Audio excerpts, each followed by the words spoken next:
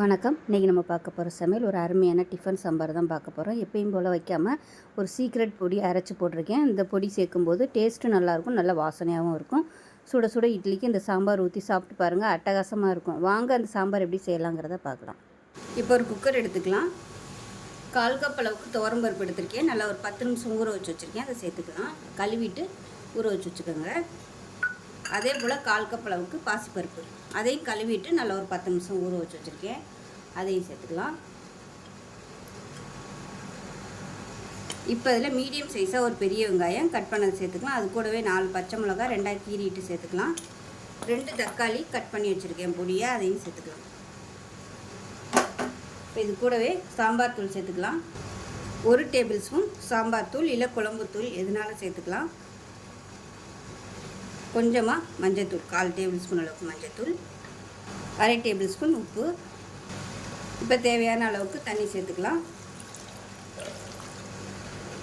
மேலாப்பில் ஒரு 2 டீஸ்பூன் எண்ணெய் விட்டுக்கலாம், பொங்கி ஊற்றாமல் இருக்கிறதுக்கு. இப்போ குக்கரை மூடி வச்சுட்டு நல்லா ஒரு 5 விசில் விட்டுட்டு பார்க்கலாம்.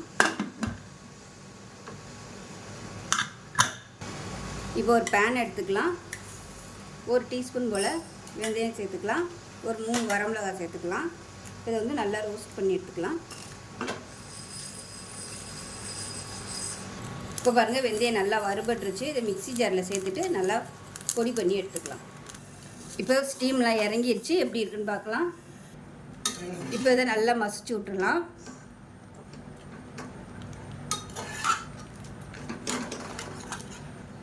ஒரு பேன் எடுத்துக்கலாம். தேவையான அளவுக்கு எண்ணெய் சேர்த்துக்கலாம். இப்போ எண்ணெய் நல்லா சூடாயிடுச்சு. 1 டீஸ்பூன் கடுகு, 1 டீஸ்பூன் உளுந்து, கொஞ்சமாக ஜீரகம், 3 வரமிளகாய், கருவேப்பிலை சேர்த்துக்கலாம். கொஞ்சமாக பெருங்காயத்தூள் சேர்த்துக்கலாம். இப்போ இதில் 1 கை அளவுக்கு வெங்காயம் சேர்த்துக்கலாம். வெங்காயம் நல்லா பொன்னிறமாக வதங்கணும்.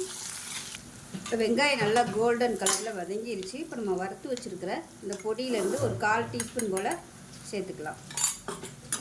சேர்த்துட்டு லேசாக வதக்கி விட்டுட்டு சாம்பார் எடுத்து இதில் ஊற்றிடலாம்.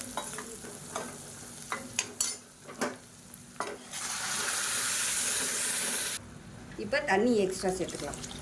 ஒரு 2 நிமிஷம் கொதிக்கட்டும், சாம்பார் ரெடி ஆயிரும். இப்போ பாருங்கள், சாம்பார் நல்லா ரெடி ஆயிடுச்சு. மேலாப்பில் கொத்தமல்லியில் சேர்த்துட்டு இறக்கிடலாம். உங்களுக்கு எந்த அளவுக்கு திக்னஸ் வேணுமோ அதுக்கு தகுந்த மாதிரி தண்ணி சேர்த்துக்கோங்க. சூப்பரான சாம்பார் ரெடி. சிம்பிளான சாம்பார். இட்லிக்கு ஊற வச்சு சாப்பிடுங்க, அவ்வளோ அட்டகாசமாக இருக்கும். செஞ்சு பாருங்கள். செஞ்சு பார்த்துட்டு எப்படி இருந்துச்சுங்களா சொல்லுங்கள். வீடியோ பிடிச்சிச்சுன்னா லைக் பண்ணுங்கள், கமெண்ட் பண்ணுங்கள். சேனலை சப்ஸ்கிரைப் பண்ணுங்கள். பக்கத்தில் பெல் பட்டனையும் ப்ரெஸ் பண்ணுங்கள். நன்றி.